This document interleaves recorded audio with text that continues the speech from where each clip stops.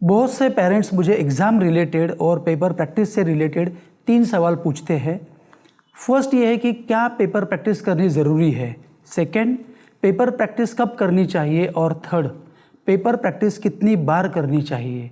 तो मेरा आपसे यही कहना है कि 99.99% स्कॉलर स्टूडेंट्स बिना पेपर प्रैक्टिस के कोई भी एग्ज़ाम नहीं देते हैं। मतलब पेपर प्रैक्टिस करनी ही करनी है।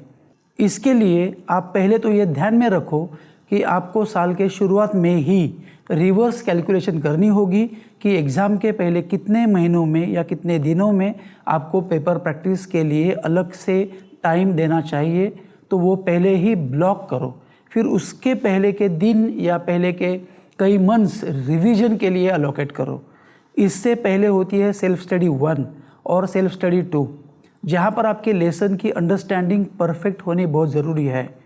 बहुत साल पहले एजुकेशन की डेफिनेशन जो टेक्स्ट बुक में थी कि 100% एजुकेशन की प्रोसेस को पूरा करने के लिए 50% ग्रास्पिंग और 50% सेल्फ स्टडी इम्पॉर्टेंट होती है।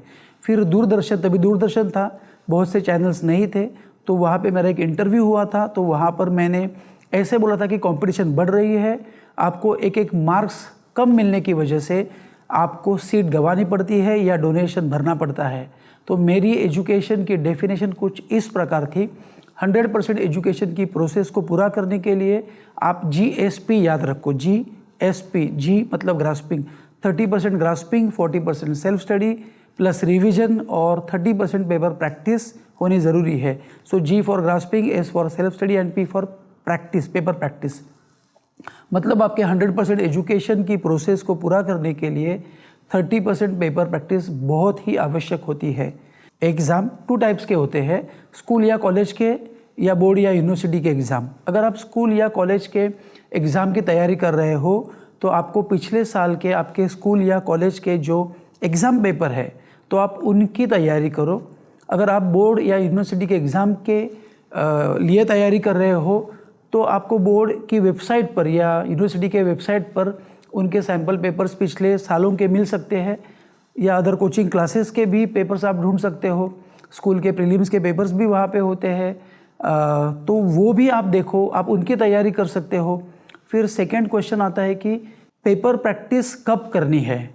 मेरा तो स्पष्ट यही कहना है कि किसी भी सब्जेक्ट के सभी चैप्टर्स अगर आपको प्रॉपरली अंडरस्टैंड हुए हैं, उसमें से आपको सब आता है, आपको हर एक क्वेश्चन के आंसर्स अंडरस्टैंड होकर आपको आंसर परफेक्ट आ रहा है, आपने उसे रिवीजन के दौरान 6 से 7 बार बिना देखे उसके क्वेश्चंस के आंसर्स लिखे हैं, बोले हैं, तो उसके बाद ही आप पेपर प्रैक्टिस कर सकते हो। और फिर पेपर प्रैक्टिस करते समय आपको यही देखना है कि आप आंसर बराबर लिख रहे हो और आपका हर पेपर 15, 20 या 25 मिनट एग्ज़ाम ख़त्म होने के पहले, बिफोर टाइम ख़त्म होना चाहिए।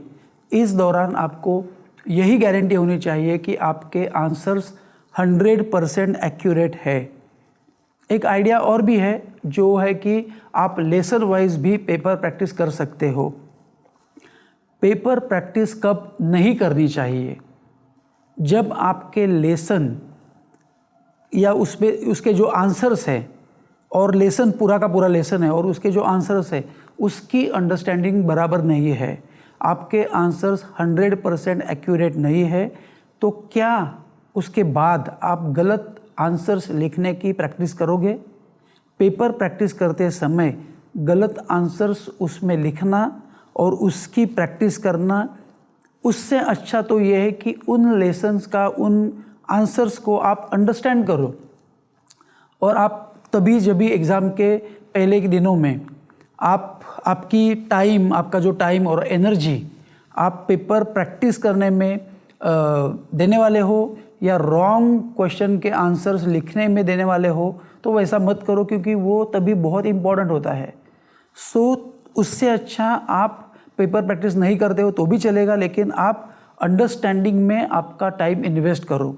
मतलब यह है कि आपकी अगर 100% स्टडी बराबर से हुई है तो पेपर प्रैक्टिस करो, नहीं तो मत करो।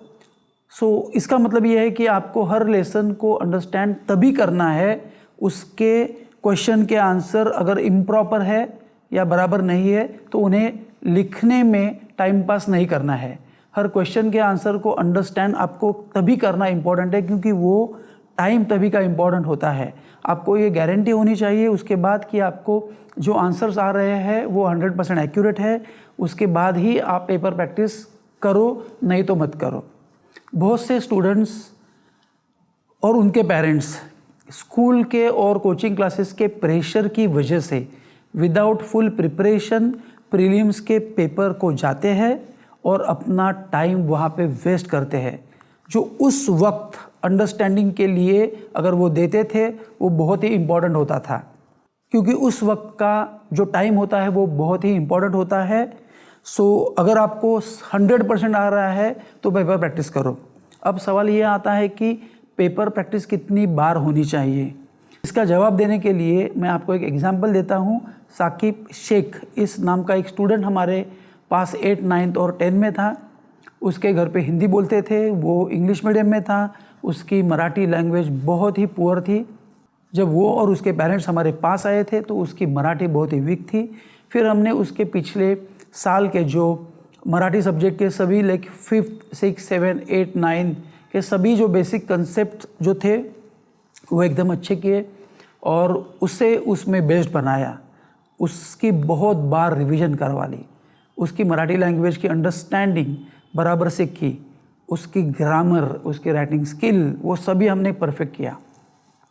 फिर वो जाके 10th में आया तो वो मराठी में एक स्कॉलर स्टूडेंट बन के 10 में आया था। मतलब हमने उसे 10 में स्कॉलर स्टूडेंट मराठी में बनाकर ही उसे 10th की शुरुआत की थी। उसका 10th का रिज़ल्ट जब भी आया तो उसे 96% मिले थे और मराठी इस सब्जेक्ट की, मराठी इस लैंग्वेज की उसकी जो मेरिट थी वो 2 मार्क्स से गई थी, मिस हो गई थी। फिर भी हम कह सकते हैं कि उसने 10th के बोर्ड एग्ज़ाम में मराठी में कुछ ज़्यादा ही अच्छा स्कोर किया था। तब उसके दौरान ये पता चला कि उसने मराठी सब्जेक्ट पर कितनी मेहनत की थी। यहाँ पर हमने और उसने मराठी लैंग्वेज से रिलेटेड 3 बातों पर फोकस किया था।